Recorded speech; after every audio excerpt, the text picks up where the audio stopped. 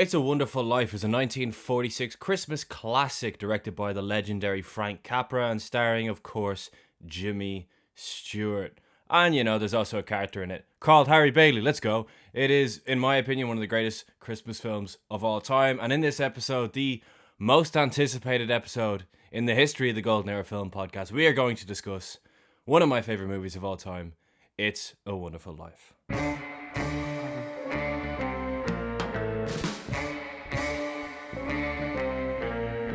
Hello, everybody, and welcome back to the Golden Era Film Podcast. Yes, it is one of the most anticipated episodes ever. For those of you who don't know why, let me first introduce my co-host, not guest host, Shane Mulvaney. Shane and I once went to see The Iron Claw, and prior to The Iron Claw, we realized we were a little early for the cinema, so we decided to go to myself, Shane, and of course, Sean. Hello, Sean. The three of us went to see The Iron Claw, and we were a little early, so we realised that we should just go for food or something in the meantime. And whilst we were there, we were talking about movies that we thought were overrated. And at the time, Shane Mulvaney, my co-host and not guest host, had given It's a Wonderful Life 3 stars. Now, I'm not gonna just jump on Shane, because I did that at the time. But I just want to know, Shane, can I get a quick spoiler-free review of It's a Wonderful Life and just a simple question? Is It's a Wonderful Life still, in your opinion, overrated? So I've been soul searching over the last week or two, Harry, since I've seen the film, because I'm thinking to myself, am I broken? Is it just me? Like, do I just have a heart of stone? I don't know. To me, maybe it's because I didn't grow up with it in the same way you did, and a lot of people did. Like, I did only see it for the first time just over a year ago, which is crazy. I know, I admit that, but like, I like the film. Like, to me, three stars is still a recommendation. It's still me saying I like the film. We had this whole argument at the time when we got to see the Iron Claw. To me, like, that's me. That's still a recommendation. It's still me saying I like the film. I'm happy I saw it, etc., etc. I will say my rating has gone up. Okay. So we'll leave it at that for now. So we'll leave it at that for now. But again, it's an enjoyable Christmas film, spoiler-free review. It's a very enjoyable Christmas film with a great central performance from Jimmy Stewart. So that's what I'll say about it. Okay, cool. Well, yeah, it is a Christmas classic for many, partially because in 1974, nobody bought the copyright to it when the copyright license expired. So the movie was just in the public domain, which meant it was free to air. So everybody was playing It's a Wonderful Life on their TV channels at Christmas. And as a result, it became the classic we all know and love today, because it was not a huge success when it came out. It still got nominated for like 5 Academy Awards. So we're not talking about like a massive bomb or anything, but it didn't make a profit when it came out. It had mixed reviews from the newspapers when it came out. And it was not considered to be the classic that we all consider it to this day at the time. Or even 10 years later or 20 years later. It was 74 was when it became a mainstream film, really. It stars Jimmy Stewart, one of my favourite actors of all time, and is directed by Frank Capra, who in my opinion is one of the greatest directors of this kind of little time capsule that we're covering on the Golden Era Film Podcast. So much so that I did it. I don't know if you've seen that this exists, but have you seen that the Frank Capra at Columbia collection was released? No. So everybody, I don't own 4Ks or Blu-rays or anything, but the people who collect them and stuff say it's like the best collection to come out all year. It's quite expensive. It's got 20 classic Frank Capra directed movies, all restored in 4K. Wow. And it comes in this huge box, and I finally fucking bought it. I bought it. Should be here as of recording, like next week, but by the time this comes out, it should be out. So I might even do a little unboxing video on the channel or on TikTok. We'll see. But yeah, Frank Capra is a legend. Let's just put it that way. Yeah, he's director of this, Mr. and Mrs. Smith. What? Director of this, Mr. Smith Goes to Washington, You Can't Take It With You, It Happened One Night, etc., etc., etc. The man's a legend. And I love Frank Capra. I love Jimmy Stewart. And I love this movie. It's essential for me. I watch it every single year without failure, and have done. I'm 24 now. I've probably watched it every year since I was about 15 years old. So we're talking 9 years in a row of watching it every Christmas time, quote unquote, as well as the odd like mid-year viewing too. How's I your really want to spice things up. How's your brother George doing now, bro? Is he doing a lot better now? I hope. Yeah, he's all right. He's a little shaken up. Yeah. He kind of sat me down and explained everything that happened, but yeah, he's getting on well. Bailey Bros is thriving now. We put money into Bitcoin back in 2010, and we're multi millionaires now. So Bailey Bros, we are thriving.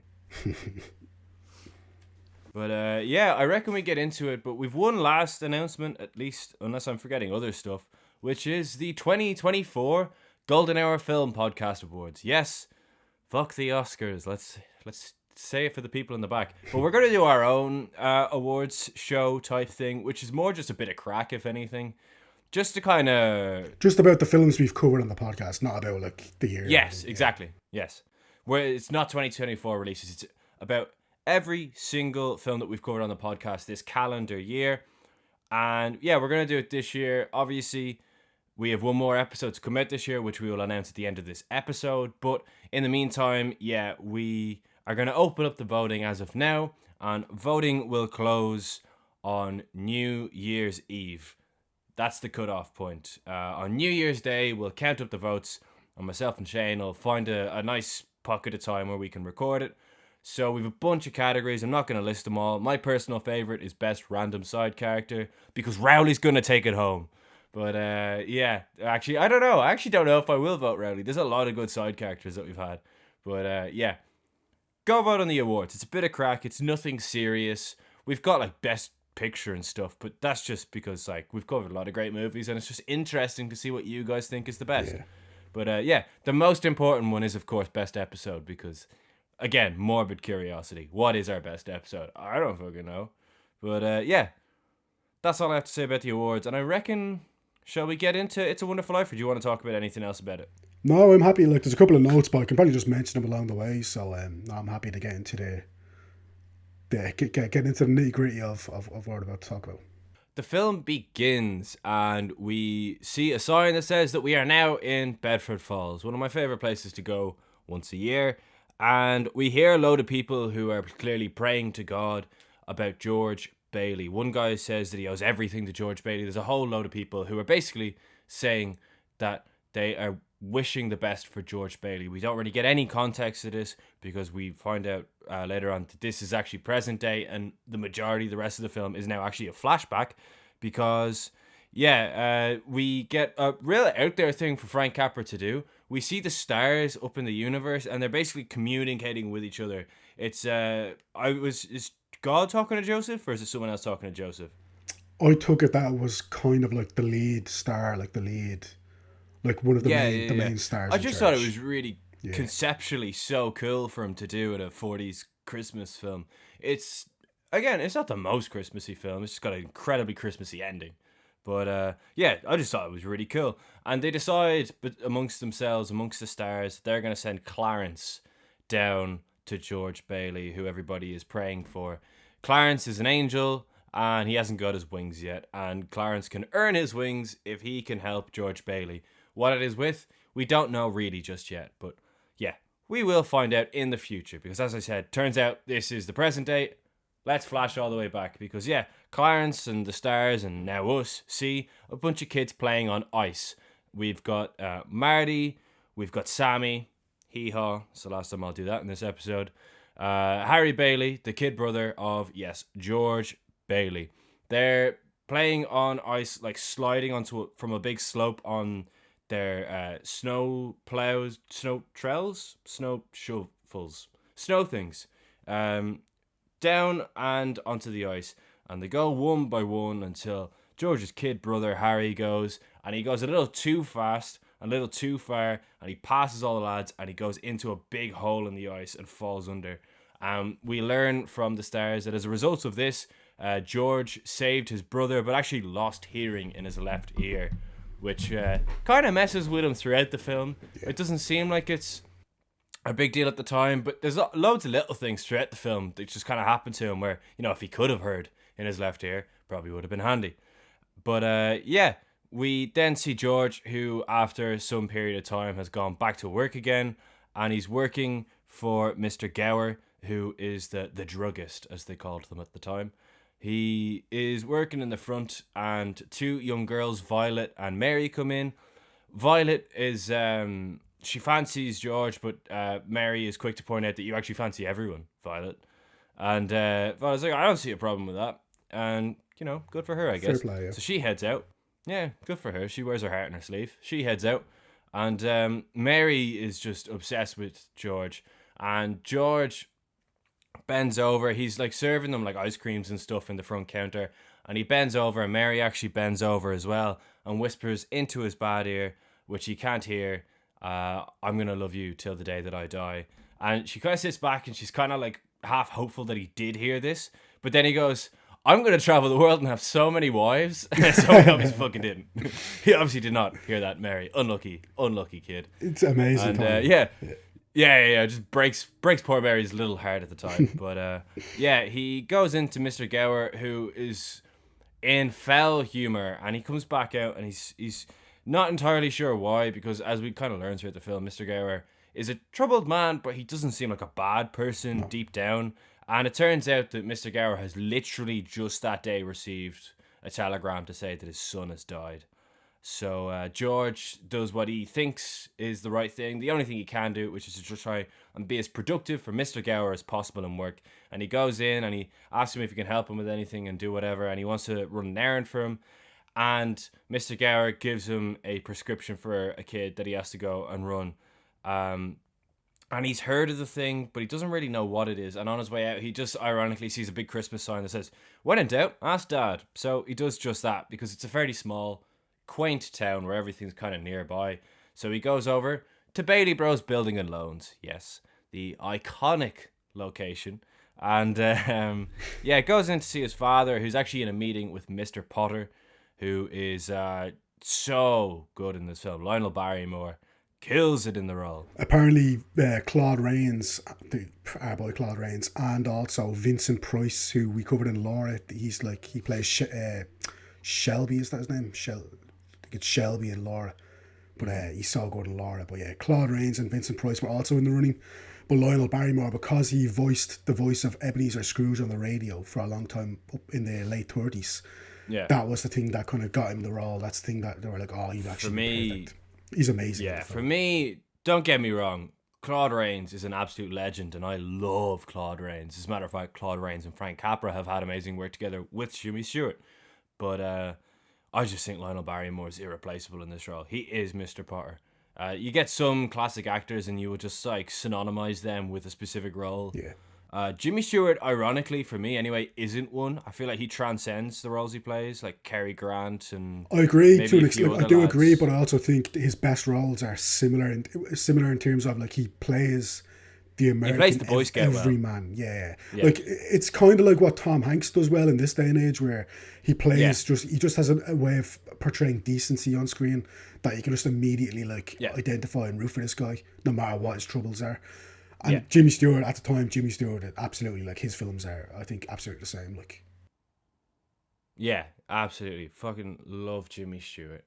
If you want, like, the epitome of a Jimmy Stewart movie, or the epitome of a Jimmy Stewart performance, don't you mean epitome? Say it again? Don't you mean epitome of a Jimmy Stewart? I'm joking. I do mean epitome. You're so right. I do mean epitome. My apologies. The epitome of a Jimmy Stewart performance is Harvey, where he plays a guy who is convinced that his best friend is a 7-foot-tall imaginary rabbit. It's a real movie that exists, and it's fantastic. And yeah, he is amazing as Mr. Potter, who is basically berating George's father, Peter, because Mr. Potter is like the wealthiest man in Bedford Falls, and he wants to own everything. And the one thing he just cannot seem to own is Bailey Bros, because Peter Bailey and Billy Bailey, the two brothers who own it, won't sell, particularly Peter. Peter is a good, honest man, and he is willing to give loans and even lose money as a result to people if he thinks that they are good characters, and if he thinks that they're going to use this money wisely and to like build a home or build a family or whatever, he is happy to lose a few percentages. So his margins in comparison to what Potter would be giving are astronomical in the difference. So the everyman always goes to Peter Bailey. So it's in Potter's interest to shut them down, and Potter's berating him, calling him a fool, and basically saying he's a terrible businessman, which you could argue.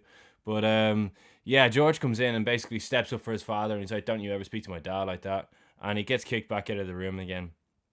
And he realizes that the prescription that he was given when he's gone on this errand actually has a poisonous capsule in it.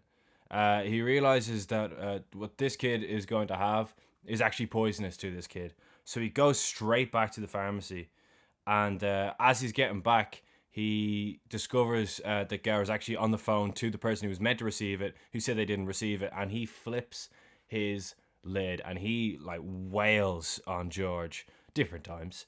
And he's actually hitting him in his bad ear. It's a pretty hard scene to watch, actually, Yeah, because it's he's like tough to actually watch. assaulting him, hitting him, and his bad left ear is like bleeding all over. And he explains to Garrett that the reason he didn't isn't because he's incompetent or lazy or skiving off. It's because Garrett almost poisoned someone and he knew that it was wrong. And this moment basically changes Gower for the rest of his life. The guy gets off the drink, and from here, we just see Gower on the straight and narrow, because we kind of fast forward a little while in the future. And yeah, Jimmy Stewart is now playing George Bailey. We're a little bit into the future, and he's got a massive new suitcase, which Mr. Gower actually bought him, which is quite nice. And we discovered that George Bailey wants to travel the world and then go to college. And he intends on doing so very, very shortly. Yeah, we also find out that George never told a soul about the pills. So yeah, he's just a stand-up guy. Yeah, Violet from before, Violet, who obviously is friends with Mary as kids, she then starts to kind of flirt with George a little bit, and he kind of flirts back a little bit, but it's more of like just kind of from his point of view anyway, he's not being serious. I don't think he's just kind of going along with it kind of thing. Yeah, But yeah, they're just friends. friends exactly. Yeah, so like he's the popular guy in town. So yeah, he's well liked around. But he goes back to his parents' house for dinner. And then he starts to kind of have this back and forth with his father about obviously his plans, because he obviously wants to go to traveling around the world, like Harry said. But his dad wants him basically to take over the family business once he kind of decides to hang up the shoes, as it were. George is obviously reluctant to do this because he has all these hopes and dreams and ambitions for himself that he wants to achieve. But his father he does feel a bit browbeaten by his father. Not browbeaten necessarily, but he does feel pressured by his father to kind of do the thing that he's expected to do rather than what he wants to do. So they do have this kind of back and forth that in a very respectful way, obviously, but like they're not shouting and screaming, but George is trying to put his foot down, and he's trying to say, look, that's really not what I want to do. I want to follow my own path. So He says he wants bigger things. yeah, exactly. So doesn't want to feel kind of cooped up, and he doesn't want to feel like his path is laid out for him. He wants to kind of make his own path. So he goes to a party with Harry, with his brother Harry. Very lively affair, obviously. Violet again, they're having a little bit of a flirtatious thing going on there with Violet. All in good fun, obviously. But then he sees a girl who he doesn't immediately recognise. So once he he goes over and he starts talking to her, and then he actually realises it's little Mary from years ago, little Mary Hatch. She's all grown Marty's up. kid sister. Yeah, exactly. And she's all grown up, but she's played by Donna Reed. Beautiful. Beautiful actress. I can't lie. Fair enough. Yeah, no, it's like, to me, I'm just like, yeah, I understand, George, fair play, mate. But yeah, they start to dance then, and they're obviously getting along really well. But then George actually happened to kind of cut across this guy who was pursuing Mary, and this guy doesn't take too kindly to that, so he kind of gets nudged by this other guy, and he's like, yeah, you know that this floor actually opens, and like it's like a underground pool kind of thing. There's actually a swimming pool underneath. And then there's this amazing kind of sequence. This amazing sequence with people actually watching George and Mary like so many times they look They're like doing they're the about to Charleston. fall over the edge. Yeah, Charleston, yeah, and they look like they're about to fall over the edge, Yeah. and then they stop and then they go back and it looks like again they're about to fall over and then they go again, and then eventually they do fall into the pool, and they obviously the two villains, as it were, of the piece think that obviously that's gonna put egg on George's face, but I think everyone just starts diving in and Yeah. everyone just starts cannonballing into I the love pool. this And, scene. It's yeah, so good. it's a really really fun scene. So yeah, the two dry off, Mary and George that is, and George agrees to walk her home. And on the way home, first of all, one of the best and most iconic things in the film is just a line of dialogue, but then it becomes a picture later on. He basically confesses to he thinks he's basically fallen head over heels straight away with her. And he says he'd do anything for her. He'd pull the moon down. He'd tie a lasso around it and he'd pull it down for her if that's what she asked for. Yeah, And they start singing together and they have a bit of banter. And then one thing leads to another, and Mary ends up naked in a bush. And yeah, George is trying to get her out because he has her dressing gown that she was wearing when she was drying off. But he's trying to get her out. And he's like, "Please, Mary, I'm not gonna jump into that bush with you." And she's like, "Just give me the fucking dress again, George." But he just clocks. then He's all of like, a sudden, "Hang on, I actually have to yeah, up." But only Jimmy Stewart could make this like not creepy in a way. Like it's not creepy. yeah, It's yeah, he's just having a laugh.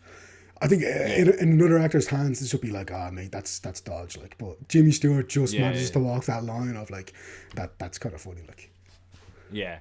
It's like the difference between them memes are all over Twitter at the minute. It's flirting versus harassment. It's yeah, when Marco Royce wins no trophies, it's flirting, but when Harry Kane does, it's harassment. Football reference. He won a league anyway. Go Marco. But yeah.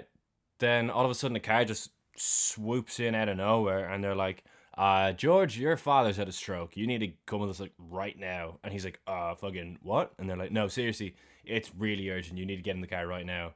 So he throws the dressing gown back over in Mary's direction. He's like, Mary, I'm so sorry, I have to go right now. Hops in the car, goes to his father, and the next scene we discover that the father actually passed away. We're 3 months into the future now, and George didn't get to go on his travels. He still has college on the horizon, but he didn't get to go on his travels. And Potter is in there, of course, with the rest of them, trying to buy Bailey Bros out. And they're basically almost ready to just accept defeat when George kind of steps in and he's like, well, actually, listen, Potter, you're not a good man. Like, the reason that people come to us is because you reject them for loans, because you obviously just look at their credit score and not their character, whereas that's what we do, that's what we're about. And sure, my father was a terrible businessman and couldn't afford to put us through school, but as a result of these hardships, everyone else in the village has a home or is applying for a home or is at least on the steady and narrow, and that's all thanks to his father. And he puts it to Mr. Potter, and everybody else in the room's kind of taken aback by it, but they are quite impressed, and he heads out. And his uncle Billy, who obviously was the other half of Bailey Bros, is like, right, yeah, you have to go. Your train to New York is literally in no time. Like, you'll make it if you get in the taxi now. And he's like, yeah, no problem. Thank you so much, Billy. And Billy also has a pet raven. So I throw that in there. That raven is a raven actor who was in over 1,000 movies, by the way. His name was Jeff. And he says to Billy, right, I'm off. And literally as he's leaving, one of the guys in the board meeting comes out and they're like, wait, Potter won't buy us out on one small condition. And they were like, what? And it's like, the bank are willing to not close us down if George takes his father's place, because he showed enough. Because Billy's a bit all over the place. Yeah. It was quite clear that Peter was he's hapless. Yeah, the brains to the operation. So, Billy would not be able to run that place by himself. And George realizes that he's got a decision to make. And Billy's like, no, like, don't worry, man. Like, I'll find another job. It's okay. And the pressure kind of mounts with George, and he accepts on the condition that he had on a small chat a little while ago with his brother Harry and his dad, that he was going to take over from his dad whenever his dad did retire in the future for 4 years, until he got it into a position where Harry could take it over. Now, obviously, that didn't happen because the father died, and yeah. So he's got that in his head, and as a result of this, Harry also heads off on his adventures. Yeah, it's the first example we see of George kind of putting others before himself, which is obviously very much a running theme throughout the film. Then we get kind of the voiceover of I think it's like one of the angels who basically tells us that Harry became a football star in college after George gave him his college money. So George gave him the money to go to college. Harry did all these amazing things in college, and then what do you know? 4 years later, George and Uncle Billy are waiting for Harry at the train station. And it just so happens that Harry is after getting married because he gets off the train station and he introduces his new bride. And they dropped a little bomb on George that, well, her father's after offering Harry a cushy little job in his own company. Yeah. Which isn't obviously great news for George because he was expecting, after these 4 years in college, he was expecting Harry to then take over the Bailey Bros building alone, which meant that George could go off and finally start to do his own thing. But again, George finds this out, and like Harry's new wife is like, oh well, I'm sure we can talk to my father, but I think they're kind of expecting George to like just drop everything. Yeah, she kind of alludes to the fact that Harry is like really, really good at this job. It's like in a glass making factory or something like that. Or no, sorry, that's a future thing.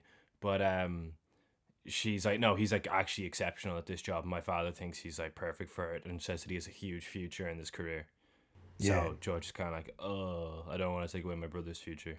That's it. Like George again just puts others before himself. In this instance, obviously his brother, and so again he kind of puts his own plans on hold and he puts his own future ambitions on hold. And yeah, he sticks around again in the building alone. So we have a welcome home party for Harry that evening. George kind of looks at a bunch of brochures and leaflets that he had in his pocket of like exotic places that he wanted to go to, and he's obviously quite kind of emotional and kind of like regretful that he won't now have the chance to go and do. I feel like Jimmy Stewart plays so many things in this movie well, particularly the train. Whenever he realizes everything that's happened, he just kind of takes a bit of a gulp and a big inhale as the camera kind of moves around him. It's really good from Capra, and again, just him outside this welcome home party. Yeah. He's just sitting there pondering about like what is he actually going to do with the rest of his life? Is he just wasting his life now? Yeah. And then his mum comes out. She's actually played by Beulah Bondi, who did play Jimmy Stewart's mother in quite a few films, actually 5 films in total, including Mr. Smith Goes to Washington. So he actually apparently called her mom up until when she passed away. So that's a nice little thing. But yeah, she obviously just tells him, look, Mary Hatch is back from school because Mary had gone off to college at the same time as Harry did. And she kind of hints to George that she'd actually be wife material because she knows that George actually does kind of have a thing for her. But then, yeah, George is kind of like, well, isn't she with this other guy that we both know? And his man's like, she doesn't like him. Sammy. Sammy. Like, she doesn't like him. She likes you. Like, come on. Like, she obviously is pointing after you. Like, you should go for that. So, yeah, we cut back to Violet again, who was chatting with George. But he offends her and he starts to make a scene. So she's probably like, I think at this point George is kind of discombobulated by, first of all, having to stick around in the building alone, and then also he doesn't know whether he should pursue Mary or not. And then it's like, so he's just a little bit all over the place. So he doesn't really know what way is what. But he just starts to kind of walk past Mary Hatch's house, and she spots him from outside the window. She's like, oh yeah, your mother said you were going to stop by. And he's like, I don't know, like I literally didn't tell anyone I was coming here. Like I kind of just happened to walk past by happenstance almost. But she's like, just come on in, let's have a chat. Yeah, and you can tell that she never forgot that night all those years ago. Because, she has literally a drawing, a sketch in her sitting room of George lassoing the moon. And she puts on the song that they were singing when the two of them were walking home that night. And she opens the door. And, yeah, for a guy who plays the Boy Scout well, Jimmy Stewart can also play the nice guy who can be an arsehole sometimes really well as well. 100%. Because he comes in and he is an arsehole to her. He's like... He comes in and he's like, oh, good to see you, I guess. And she's like, asking him so many nice questions. She's just trying to make him comfortable. He was kind of an arsehole to Violet as well in the previous scene, so yeah, he Yeah, does. yeah, Yeah. yeah. Yeah, and she's kind of trying to feed him lines so that he will just say the right thing and just like, I don't know, ask her out or something. But he just keeps dancing around it and kind of moping around in her sitting room until her mother calls and she's like, "Oh, who's down there?" And Mary goes, "Oh, it's George Bailey." And she's like, "What is he doing here?" And she's like, "I don't know. Come on, George, what are you doing here?" Again, trying to feed him a line so he can say something in some way interesting back to her. But again, he just doesn't. And the mother shouts from upstairs, "Oh, well, Sammy's going to call any minute now, so you better answer the phone." And George kind of takes the hump with her then, and he gets up and he gets cross with her, and he's just an overall dickhead to her, basically. He storms out. He's like, "I don't even know what I'm doing here."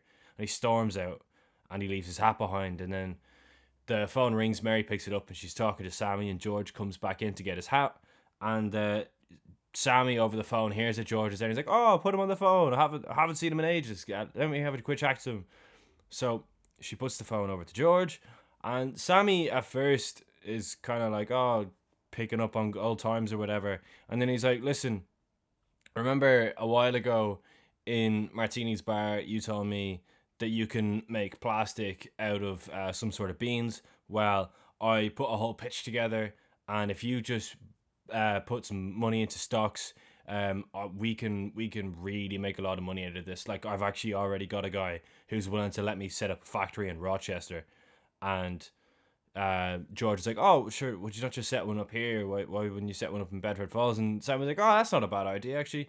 Listen, you give me a little bit of cash to invest into the stock, and we'll talk about it in Bedford Falls." And then Sammy, who but is by no means really a bad character, sorry, a bad guy or anything. He's just very braggadocious and doesn't read social situations well. Like, he is a good friend to George, just not in the way that George needs. And he's like, he starts then putting George down, thinking that it's going to help him. He's like, "Yeah, sure, you need to get out of that tiny office. It's so small, and you're wasting your life in there." And it's like, that's actually not what George needs to hear right now. Like, it's solid advice, I guess, but like, not the time, Sammy. And you can tell that kind of breaks George's spirit a little bit, and he just gets even snappier on the phone then. Did I misread this as well? Because is Sammy also kind of, does he have something else going on with another woman that Mary doesn't know about? Because maybe I misread, because there is a woman there with Sammy at the time. Oh, I think that's just in the future. Is that what it is? Because Is there? I could have sworn there Yeah, was I a, thought the woman who Sammy brings is just another woman in the future. I could have maybe I could be wrong there, but I could have sworn that there was another woman. So I was like, Sammy actually kind of two-timing Mary here. It's a bit weird. Yeah, I don't know. Maybe. I didn't think he was. I thought she was just not interested in him. But maybe I read that wrong. I'm not sure. No, but either way, But I think she wasn't interested, so it wasn't a big deal either way. But yeah, she wasn't interested You're right in to say him, that. Yeah, and Sammy wasn't he's necessarily like he wasn't like a terrible person. he's Just, he's not a villain or anything, but he's just not for Mary. And it's so well acted as well over the phone then, where you can tell George and Mary are just kind of getting closer and closer together as the two of them are listening to the same phone call. But after the remarks about Bailey Bros, George kind of pushes away and snaps, and he gets really annoyed. And then Mary hangs up the phone, and he starts ranting and raving, and he's pissed off, and he's angry at the world. And then out of nowhere, he just kind of snaps, but kind of snaps out of his arseholeness, because he's a good person at the end of the day. He snaps, and he just embraces Mary. He just gives her a big hug, and then the two of them start kissing. And then in the next scene, we fast forward to their wedding. Hooray! yeah, so it turns out they've obviously got hitched, and they're about to, on their wedding day, they're about to go straight off to a honeymoon in New York and Bermuda. So they're driving along in the car, and obviously they're all is well with the world. But then George spots some sort of commotion outside of the building alone, outside the Bailey Bros. Mm-hmm. So he obviously goes over to investigate, and Mary's like, "Oh, come on, we're about to go on a honeymoon. Don't, like, come on." Yeah. But he goes over. He can't help himself. He obviously it's like he is the boss after all. So when he goes over, Uncle Billy is very, very flustered, and he tells him that the bank is after calling their loan, meaning that they're after calling like a bunch of money that they now owe pretty much immediately. So they've after taking all the money, and we still owe more, he says. So obviously, yeah, they're in the shit. They say that Mr. Potter's gonna um, basically take over. He's gonna pay all of it and take over the whole company if we don't have the money by 5 o'clock by the close of business today. So yeah, they're in a very very bad situation. It's fair to say. So George says to the customers, look, basically he pleads with them all because there's a bunch of them, like probably about 100 customers all congregate in this place, obviously. And he's trying to plead with them and he's trying to say, look, this is what Potter has done for Bermuda Falls, like all the bad stuff he's done.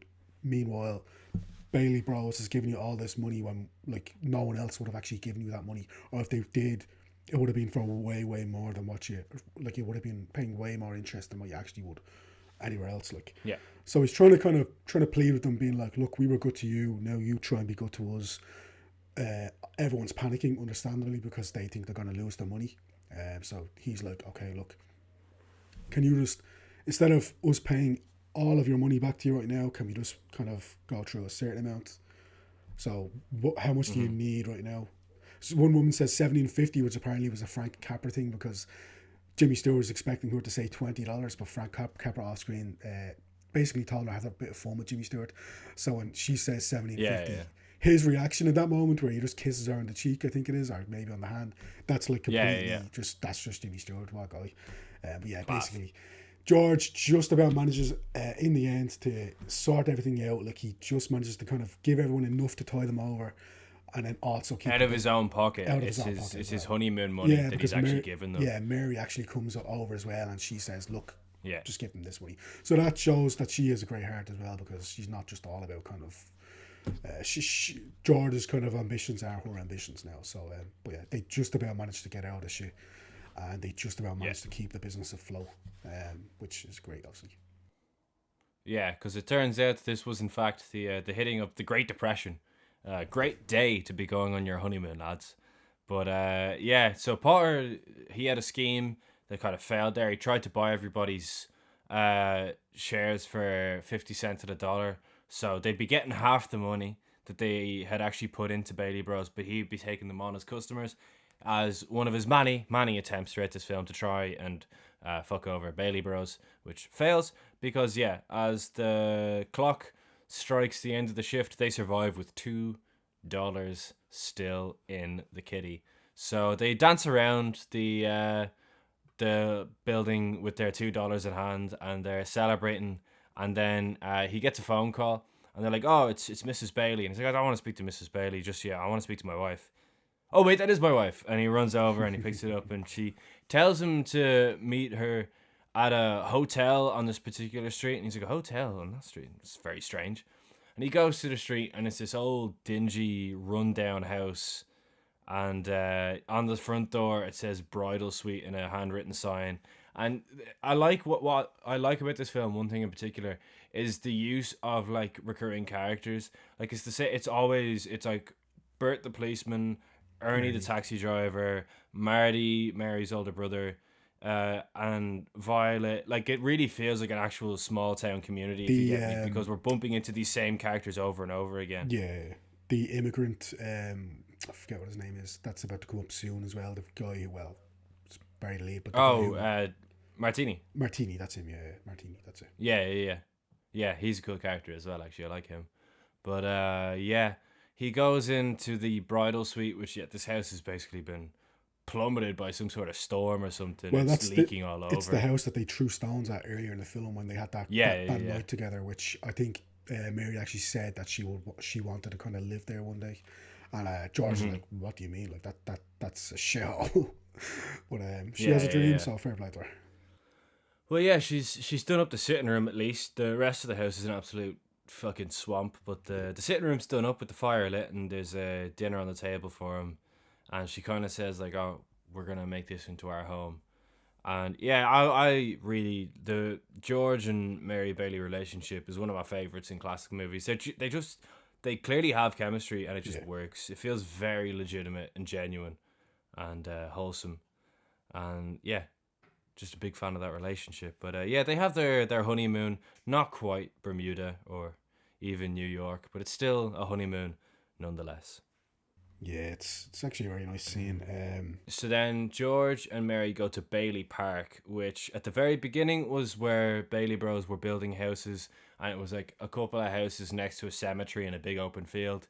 Now it actually is a fairly decent sized housing estate. They've actually built a few houses there now, and the Martinis are moving in. And your man Martini says, like, this literally would have not been possible for me, an Italian immigrant, to own a home if it wasn't for Bailey Bros, because they took me in when I was at my lowest and they still managed to give me a loan.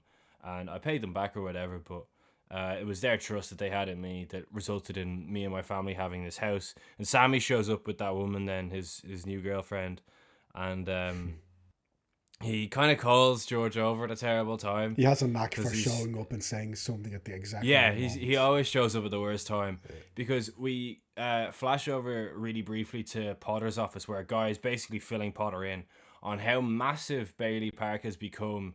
Yet the fact that George has made no money from it, like the guy, if anything, is losing money from Bailey Bros because of how low the rates he's giving people. And we cut back. He's like, the guy may have like attitude and he may have gusto, but he's no fucking money. Man's broke. And we cut back, and yeah, Sam was like, "Oh my god, you're such an idiot, bro! Like, I wish you had just given me money for stocks at the time, because like I'm basically a millionaire now. My factories are all over the place. Like, we've made so much money from it. I can't believe that you turned me down. This guy turned me down, haha. But like, as a friend."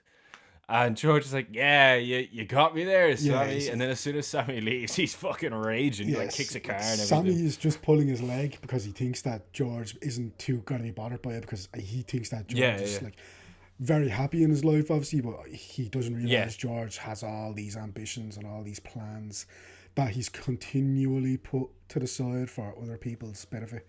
So it's just, he has a really bad habit of just saying the wrong thing at the wrong time, Sammy. But yeah, George then goes to meet with Potter. So Potter kind of comes to George with a business proposition. He says, "Look, George, you've beaten me.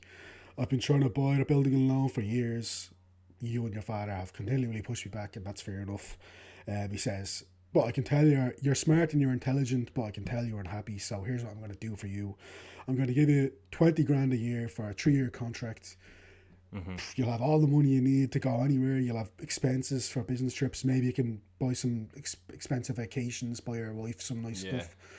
Yeah, the big thing as well, as he throws in, he was like, there'll be business trips to Europe and there'll be business trips abroad, where like the opportunity, not just he offers him the biggest house in the village, but that's actually not really necessarily what kind of catches. It's the idea of living the life that he could have lived. Traveling, yeah. So obviously this does tempt George, and he's like you can see he's really tempted by it, and he says, "Okay, actually, can you give me 24 hours to consider it?" And at this point, Potter kind of overplays his hand. Potter's like, "Oh yeah, so sure, whatever you need." And then George realizes at that moment that he's being played. Yeah, he shakes his hand and he realizes he has like essentially made a deal with the devil. Yeah. And he kind of pulls his hand away and he wipes his hand. Yeah. And it's like, "I don't need 24 hours. No, the answer is no. You're a fucking bastard." No, he didn't say that, but he's like, you're a terrible person, Potter. You prey on the poor and the people who need a helping hand. You prey on them most. And he storms out and he goes home to Mary and he says to Mary, he kind of looks at the Last of the Moon thing, which is a cool kind of image as well of like reaching for the stars, and like he hasn't actually reached for the stars. And he asks Mary, like, "Oh, why did you marry me? Like, why did you get stuck with me? You could have been with Sammy and you could have been living that lavish life." And she was like, "Well, because I want my baby to look like you." And he's like, you're what?" And she's like, "Oh, yeah, no, I'm pregnant." And it's like, oh my God. And then, so it turns out they're having a baby. They're having a baby boy. And then we kind of travel a little bit in the future because a certain world war breaks out then. And or a big war anyway. No, it is a world war. Second World War. And don't want to make that fucking mistake again.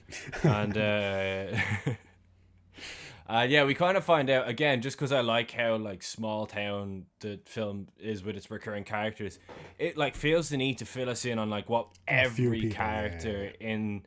Yeah, it's like Ernie the cab driver, like jetpacked, fucking parachuted into one country, and Mary's older brother, helped storm a place in France, and even their mother was involved in the Red Cross, and she helped sew the uniforms. And Harry Bailey, I don't know, he just shot down 15 planes or something, and like two of them were like going for they were going for like a carrier with a load of innocent people on it or something. I don't know, I don't remember. But Harry the Bailey's best kind one. of a bit of a legend, by the way. Oh yeah, and then he gets Medal of Honor. Don't know if I mentioned that. He also gets awarded the Medal of Honor. But yeah, what can I say? All in a day's work. The best one is Mr. Potter, who essentially is in charge of sat his fucking ass. literally every application that comes on his desk, without even reading it, one A. Basically, everyone, these poor fuckers are all now having to go to war because they had the bad fortune of Mr. Potter being the guy who would decide whether or not, like, what kind of rank they are, you know. So the only three people who it's kind of alluded to who don't go to war are Sammy and Mr. Potter, because they're the two wealthiest people in this movie now, and of course poor George, because of that bastard left ear of his. So at the end of the war, we flash forward to the end of the war. We all know what happened in the war anyway. But there's another homecoming for Harry Bailey. That guy just fucking loves his homecoming parties, doesn't he? Goddamn. What a fucking legend, am I right? Let's throw another party. So they are going to have another homecoming party for Harry, as if he didn't have enough. Spoiler alert. But a bank examiner then comes to visit George, and he tells George, bad news for you, pal, you're broke.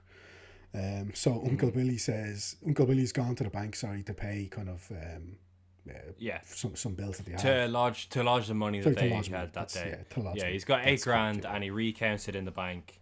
And he's literally going to lodge it, and then Uncle Billy, the fucking klutz that he is, as I said, that man could not have run this place without either Peter or George, snatches the newspaper out of Potter's hand. And he's like, do you read that? It says Harry Bailey, Medal of Honor. Yeah. And he like still has the envelope full of cash in his hand, and he folds over the newspaper back over the envelope again, and he's like, yeah, those Baileys are heroes, actually. And he just hands him back the newspaper with the $8,000 in it, not knowing. And Potter doesn't realize he's taking it from him yet. And then Potter gets wheeled into it. Potter's in a wheelchair now. Potter gets wheeled into his office and opens it and sees this envelope. And he's like, wait a minute. And then he kind of goes over to the door. Yeah, and he looks out, and you can see Uncle Billy frantically, like, panicking, searching. Literally flailing around the place trying to find this envelope. And Potter kind of opens it. And he's like, oh, fuck yeah. He realized obviously he keeps this to himself. Yeah, finally, this is his chance to fuck over George Bailey once and for all. Yeah. Just like literally fell into his lap. This opportunity. Yeah. But I did like as well how Mr. Potter, like you said, he's in a wheelchair at this point. He's obviously he's older, he's more frail and stuff. But like I do like how, just because he's now like in a wheelchair, he's not necessarily like mellowed or redeemed. Like, he's still just a bastard. Like, I think a lot of movies at this point in time would have been like, okay, the guy maybe he's obviously has some mobility issues. Maybe this is where he sees the light or stuff, but he's just till the if end. If anything, he becomes more crabbed. He's a wanker till the end. What a dickhead. So Billy sprints back to Bailey Bros, and meanwhile, the bank examiner is like, right, I just want to get out of here. It's Christmas Eve, and I plan on getting home to my family before the end of the night. So can we just get this inspection done? Then Violet shows up and calls George into a room, and he's like, all right, okay. And he goes in, and she's like, yeah, listen, I'm actually smash broke. I've no money at all, and I want to just get out of here. I want to go to New York. Can I get a small loan? And he's like, do you know what, here. And he just hands her cash. He's like, make a star of yourself. Like, I hope everything works out for you. And she gives him a kiss on the cheek, but it's a little too close to the mouth. Yeah. Little too close. Because he comes out and the lipstick's there, like, next to his mouth. And he's like, oh, see you, Violet. And they all kind of see this, but nobody really says anything. And then Billy just flails into the place, and he's like Beaker from the Muppets whenever he's panicking. He's just like going all over the place. And he goes into his office, and they're like, what the fuck?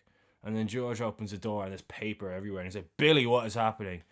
And then the door closes behind him, and Billy tells him that he lost the $8,000, which God knows how much money that is in this day and age, but it's a lot. He lost the $8,000, and George is, first of all, he's like, right, we need to find it. Let's retrace all your steps. And they retrace all his steps. They don't find shit. So they get back to Billy's house, and again, George, George yeah. just fucking snaps. He's like, "You are a fucking fool. I'm not going to prison for you, Uncle Billy." He's like, yeah, someone's going to prison, and it's not gonna be me. It's gonna be you. So, like, Yeah, again, George, like, I do like how the film doesn't necessarily feel the need always to like make him out to be this angel, this like yeah. holier than thou person. Like, he does have And I think an there's edge. literally no better actor than Yeah, Jimmy Stewart at that. 100%. Yeah. So George returns home to his family. He's obviously, his head is on Mars at this point. He's just completely kind of lost it. Yeah, Lost his composure, lost his cool. So he goes home, and his family are decorating the tree because it's Christmas Eve. He just starts to kind of sob just out of nowhere, and obviously his kids. yeah. He has 5 kids at this point. Four. And four kids at this point, and his wife, obviously Mary, she's kind of looking, and she's like, "What's that about?" So yeah, they're getting ready as well for the homecoming party for Harry that I mentioned earlier. But then George just starts being rude, belligerent, just kind of verbally abusive in a way to some of his kids. Yeah, he's very hurtful. Yeah, and then he starts to basically just go off on his kid's teacher. He kicks some furniture over. He loses cool, and then he eventually does apologize. So Mary kind of calls Uncle Billy Yeah. because she's like, she knows George's in a bad way. But yeah, that rant that he went on with the teacher probably could come back to bite him a little bit shortly after. Yeah, because he storms out of the house and he goes to Mr. Potter and he begs Mr. Potter for a loan, and he has nothing to give him as leverage. And Mr. Potter is like, "Come on, you have something for me, George. How much have you lost?" And he's like, 8 grand. He's like, "Oh, you lost 8 grand? You're a fool." And he's like, "No, I have my life insurance. It's 15 grand." And he's like, "Oh, and how much do you have for that?" And he's like, "Oh, 500 quid." And he's like, "You have a life insurance policy of 15 grand, and that's all you have. You are better off dead than alive. You are more. You are yeah. You're worth more dead than alive." So George leaves, and he's frantic, and he goes to Martini's bar, where he gets fairly pissed and he says a prayer, and then he gets up from his stool and whabam, Mr. Welsh, husband of the teacher who just got shouted at down the phone, socks him. And Martini and the rest kick your man Welsh out of the bar, and they're like, "Don't worry, George, you never have to see him again." And then George drunkenly stumbles out of the bar and gets into his car and drives it head on into a tree. And then the guy who was the tree outside his front garden comes out and he's like, "What the fuck, man? My grandfather planted that. Like, you're actually insane. You're drunk driving as well." And George fobs him off and goes over to the bridge, which isn't far from there. And he goes over and he's looking over the bridge. And then all of a sudden, a man comes from nowhere and just falls in. And he starts screaming, "Help, help." And George is like, "What the fuck?" So George takes his jacket off and dives in to save him. And then another man comes and kind of shines a flashlight on him to guide them over to shore. And the two of them get out, and your man takes them in. And your man, who isn't necessarily a recurring character, he's actually probably the one villager in this who isn't really a recurring character. He just keeps asking this guy who isn't George, who fell in, what his deal is. Like, who are you? Why do you carry a copy of Tom Sawyer on you at all times? Like, what's the crack with you? And he's like, "Oh, I'm an angel." Is it what? Because this is back in the times where if you were like real weird and out there, people would just like freak out and punch you. So the guy is like so taken aback. He's like, "What the fuck do you mean you're an angel?" He's like, "Oh, like I came from heaven, but I'm only second class. I haven't got my wings yet." The guy's like, "What the fuck?" So the guy leaves, and it turns out it's Clarence, the angel from the beginning. And Clarence is basically like, "Yeah, listen, George, I was sent here to save you, so I saved you by jumping in." And George is like, "What sort of reverse logic is that?" And he's like, "Well, you were going to try and commit suicide, so I thought if I just dived in first, you'd snap out of it and actually jump in to save me, instead of, like, I don't know, aiming for a rock or something." So, yeah, George is like, "Hang on, how do you know? How do you know my name's George?" And Clarence is like, "Oh, as I told you, I'm an angel." And George kind of slips in there, "Oh, I'm worth more dead than alive." And Clarence is like, "Oh, don't say that." And he's like, "No, do you know what? Actually, I wish I was never born." And Clarence is like, "We're gonna go Christmas Carol on your ass." So Yeah. yeah, he basically makes the rest of the film a bit like Christmas Carol, where he's like, right then, George, we're going to show you what life would be like if you were never born. And all of a sudden, he gets his hearing back in his left ear, and the blood from getting punched in the face by Mr. Welch disappears. George is like, this is a bit weird, lad. I need me a drink. How about you? And Clarence is like, yeah, let's go for a drink. And they walk down to the bar, but obviously the tree is on the way, and there's no car there. And George is like, where's my tree? What? No. And George is like, where's my car? And the guy who was giving out to him is there as well. And he's like, what car? And he's like, the car I drove into this tree. And there's not a scratch on the tree. So the guy's like, you're an insane person. Get off the drink, buddy. And the two of them then go down to Martini's bar. And he goes in and he asks Nick, the barman, to get Martini and to make him 2 drinks. And he's like, who the fuck is Martini? And he's like, your boss, man. And he's like, I'm the boss around here. Yeah, Nick is like a proper straight-laced, stereotypical character in America from these times who doesn't take any weird shit, Doesn't suffer such off as it all, so. Clarence saying that he's over 200 years old and that he was born in heaven and stuff. 293. That was a bit much for him. Yeah, that's a bit much for old. old Nick. Yeah.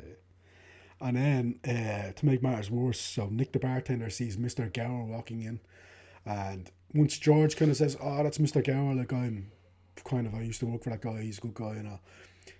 Turns out that Mr. Gower spent the last 20 years in prison, in jail. Yeah, you can see he's a drunken mess. He's as well. still drunk. Like he didn't, obviously, because George wasn't there to stop this young boy being poisoned.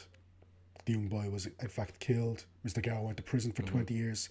When he got out, he still hit the bottle, and he's still a drunk, and he's still kind of absolutely detested by the whole town. So he's like, well, if you're his friend, then you can fuck right on out here too. So he kicks him, he kicks George and Clarence out at bar as well. And George's like, is he telling the truth? Like, he still doesn't believe it, but that's the first moment where he's like, maybe. But then he's like, yeah. No, when he turns and he sees the sign outside the bar now saying Nick's, that's where the ball starts to roll for him. But then he's like, fuck, you're crazy. Like, I'm going home to see my wife and kids. So he's going through town, he's walking through town, but the whole town is different. The buildings don't look the same, they don't have the same names. It's not Bedford Falls anymore. Yeah, it's Pottersville. Yes. Pottersville. And yeah, it's not the quaint little town that we once knew. It's a pretty sleazy establishment now. It's all nightclubs and those bars and cartoons where it's like XXX outside, so you know it's bold. And there's no coffee shops and hardware stores. It's just all like cocktail bars and strip joints, basically. Yeah, exactly. It's all just bars and clubs. And he sees Violet, who's acting disruptive, because obviously Violet's like a popular girl. She's obviously not kind of gets herself into a bit of trouble, but all in good humor. But this is like she clearly is kind of troubled at this point. She's not in a good place. Then he goes over to Ernie the cop and he says, please, Ernie, can you bring me home? Like, I've had a night of it. The taxi driver, you mean? Sorry, the taxi driver, yeah. He goes over to Ernie, the taxi driver, and he says, Ernie, please bring me home, pal. I've had a night of it. And Ernie's like, who the fuck are you? Like, I've never seen you before in my life. So Ernie then, he kind of sees Bert the cop. I love how they're called Bert and Ernie, by the way.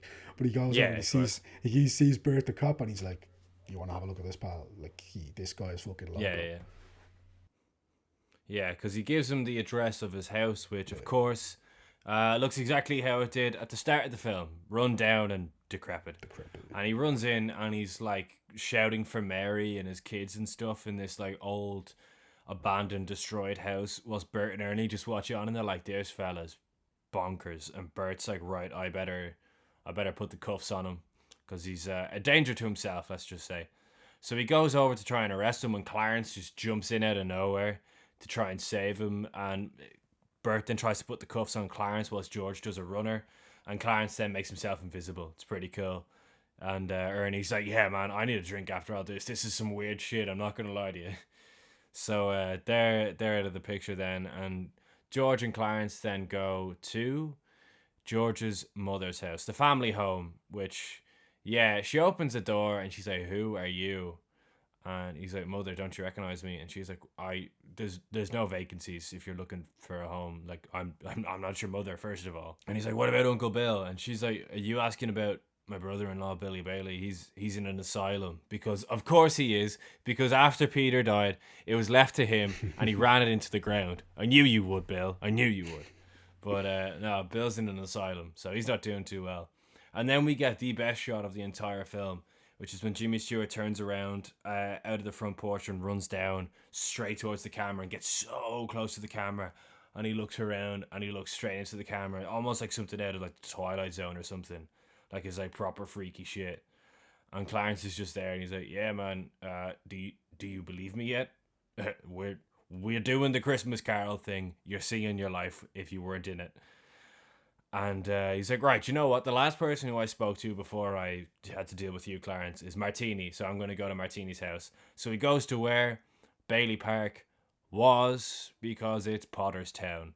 Or whatever it's called. It's got Potter in the front. Pottersville, is it? Is Pottersville not the village? Oh, yeah, the little housing estate's got a new name. Yeah. Sorry, yeah, you're right, yeah. But yeah, it turns out it's still a cemetery, which is what it was before it was Bailey Park. And whose tombstone is that? Oh, it's mine. Yes, Harry Bailey is very dead because his brother was not there to save him when he fell into the lake that time, and he froze and died. And Clarence also just kind of throws it in there. He's like, "Oh, also all those people on that helicarrier died too because he wasn't there to save him, by the way, George." He's like, "Yeah, fucking get him when he's down, Ernie. Get him when he's down, Ernie. Get him when he's down, Clarence." And George is like, "Okay, this is too much, Clarence. I just need to meet Mary. Where is Mary?" Yeah, Clarence is like, "Well, it turns out Mary's an old maid who never married." And obviously back then that was seen as like a big thing. That was seen as like, yeah, she's kind of something wrong with her.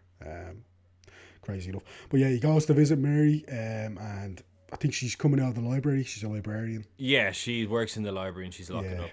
But she looks different. She has glasses. She looks kind of more, just a lot different. She has like, yeah, she looks more kind of run down. She looks more like the weight of the world on her shoulders. And George's like, "Hey, Mary, tired. It's me. It's your husband." And she's like, she starts to run. He like grabs her. Yeah, I was gonna say this is so normal for like her reaction. He grabs her. He's like, "Where are our kids? I need you." It's like she's like, what the fuck? It's like, get me away from this bleeding madman. Like, so then all of a sudden, luckily for Mary, for poor Mary, a whole gang of people start to kind of witness this crazy person just attack her. Yeah. And they just start to just like trying to lynch him. Exactly. They just start to manhandle him and start to just beat the shit out of him pretty much. He then hits a cop, right? And then he runs away, and this cop takes out his gun and starts shooting just into like a whole crowd of people. Different times. I was like, what the hell, man? He's like, you can shoot anyone. Anyone can be like, that is crazy. He starts to shoot with them, just whole open crowd. But anyway, and then George is just fully gone at this point, and he calls for Clarence, who again has disappeared at this point. He's like, "Please just bring me back to reality," and he says, "Please God, let me live again."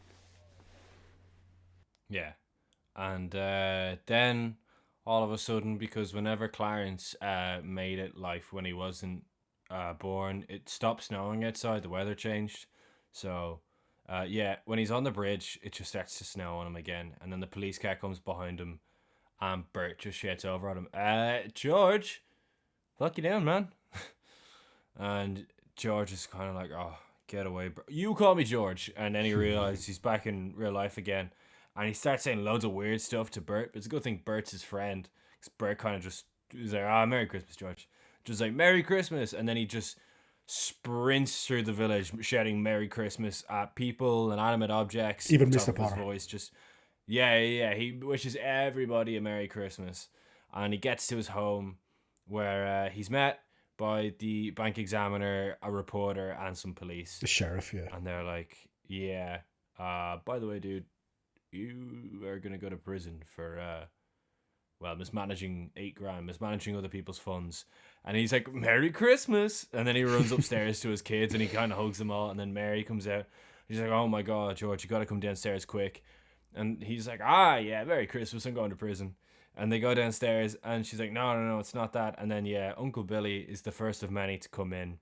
And he comes in with a big basket of cash, and he just dumps it on the table. And he's like, "It's a miracle. It's a Christmas miracle. The word got out that I kind of fucked up all our lives." And, the whole village is kind of banded together to cover the debts.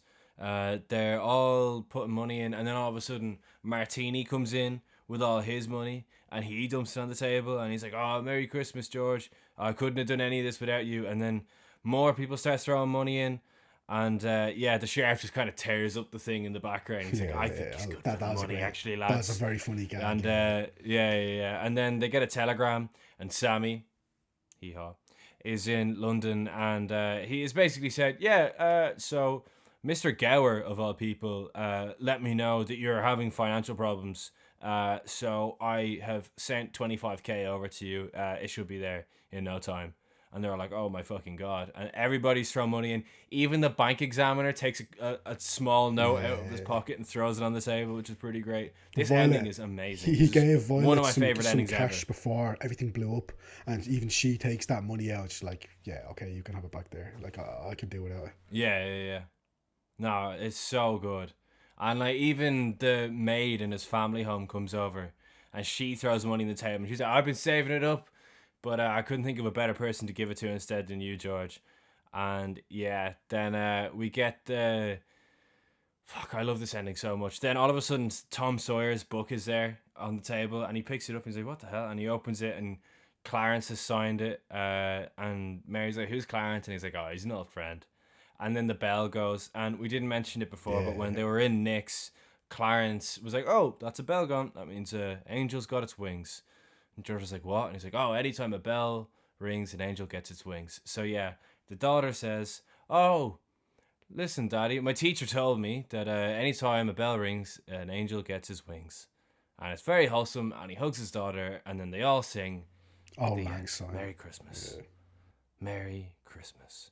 It's a Wonderful Life. Right, let me get my review out of the way real quick, and then we're going to get the most anticipated review of the year out of the way. It's a Wonderful Life, 5 stars. It's the best Christmas movie ever made. It has the best ending to a Christmas movie of all time. It's so wholesome, yet it goes dark.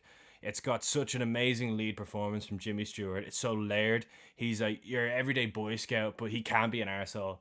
I love the community spirit in this movie. I love that all the people in the village are named and are recurring characters. I even like the fact that like Potter like just keeps the $8,000 in the end. It's like nobody is even bothered with Potter and the $8,000 because one, they don't know that he has it. Yeah. But two, it's like they're actually just such a good group of people that they're not even thinking about where the missing $8,000 is. They just love to be together, and they're a big community. And also Harry Bailey also returned at the end to toast to his brother, even though he's the one who got the Medal of Honor, because he's so selfless. And It's a Wonderful Life. It's one of the best Christmas movies, if not, in my opinion, the best Christmas movie ever made. Frank Capra, Jimmy Stewart, geniuses. Shane, what do you reckon? So I haven't put a letterbox review up of this since I've seen it, partly because I wanted to kind of keep the suspense as to like what. Yes, of course. You know what I mean? But also because I had 2 ratings in mind, and I was like, I've basically been going back and forth on whether to give it a 3.5 or a 4. I will say that. Right. Okay. And I'm like, basically it's just like whole struggle to me. Either way, I should say I really like the film. Like, to me, 3.5 is a very good review. 4 is a great review. Like, do you know what I mean? It means I really, really like the film either way. So I want to say that. Yeah. I think before this podcast, I was probably edging towards a 3.5, if I'm being honest. But maybe it's just because I've talked about it for so long, and I'm starting to appreciate the little moments more. And it's Christmas. It is Christmas. Maybe I'm in the generous spirit. I'm going to go 4. And I can also see that rating going higher. Like I said, I didn't have I think you said a couple of weeks ago, like on one of the podcasts, like maybe more than any other time of the year, Christmas movies are just, if you grew up with it, no matter if it's... they're the most sentimental subgenre in any, probably in any walk of life, like in any art form. Yeah. I feel like anything to do with family. Yeah. And Christmas and family are kind of like the most intrinsically linked things when it comes to media. Like, this is a far better film than like most of the Christmas movies that I adore, but because I grew up with them, and again, I'm sure it's the same for everyone else, because I grew up with them, I have that emotional attachment, that kind of sentimental value, Whereas because I unfortunately didn't grow up with this film, that's lacking. But again, the more I watch it, the more I can see that rating kind of going up and up. And even leaving ratings aside, I'm sure that it'll just grow on me anyway. So, but look, I'm going to go 4 out of 5. I really, really liked it. Jimmy Stewart's absolutely amazing. Like, the guy can basically do no wrong, especially when it comes to these kinds of roles. And his collaboration with Frank Capra, again, it's not the first great film they did together, but it's probably the best, or certainly the most emotionally affecting. So yeah, I think it's absolutely deserving of its Christmas classic status. So yeah, absolutely well worth a watch. And yeah, that's It's a Wonderful Life. I hope you're all having a Merry Christmas, of course. And yeah, the next time we'll see you will be after Christmas for our final episode of the year. Quick, before Shane says it in the next 5 seconds, have a quick guess. What do you think it's going to be? Shane, what is it? It's Billy Wilder's classic Oscar bonanza. Won so many Oscars, nominated for so many Oscars. The Apartment. And the reason we've picked this film, which we'll talk about more in detail next week, is basically because a big old hefty chunk of this film takes place in that sweet spot between Christmas and New Year's. So what better film to kind of pick for that, considering this episode will also release in that little sweet spot.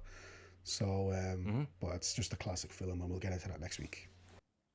Yeah, so that was our first Frank Capra film of the podcast, which is crazy. I can so see us covering a few more next year. And yeah, next week we're going back to a favourite of the podcast, Billy Wilder, with The Apartment. Fucking love that movie. As I said, at least once, probably twice, probably more times on this channel. 1960 for me is like maybe the best year in cinema history pre-1990.